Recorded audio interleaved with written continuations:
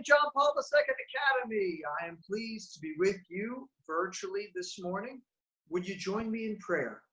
We'll begin by reading today's gospel, followed by a brief reflection. So let us begin, as always, by remembering that we are in the holy presence of God. Today's reading is a reading from the Holy Gospel according to John.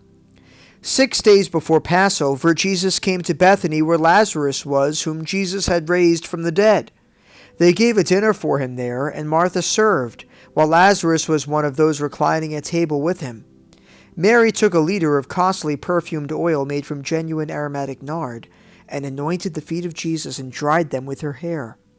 The house was filled with the fragrance of the oil. Then Judas, the Iscariot, the one who would betray him, said, "Was this oil not sold for 300 days' wages and given to the poor?" He said this not because he cared about the poor, but because he was a thief and held the money bag and used to steal the contributions. So Jesus said, "Leave her alone. Let her keep this for the day of my burial. You always have the poor with you, but you do not always have me."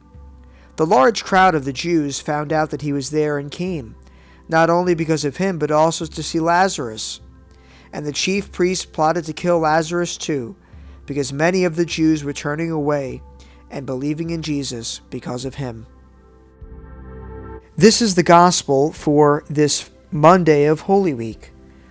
Though they have quieter roles in the passage, Martha and Lazarus are worth emulating for their prayerful responses to Jesus. They are called each in a particular way for the situation at hand. Martha, for her part, answers the call to service and helps to create an environment in which this holy scene can take place. Lazarus simply reclines at table with Jesus. He accepts the grace given to him, and his action is one of conscious and deliberate receiving, knowing that he can never repay God for his gifts. Even though Martha and Lazarus might appear tangential in this passage, they are holy because they are obediently participating in God's perfect plan.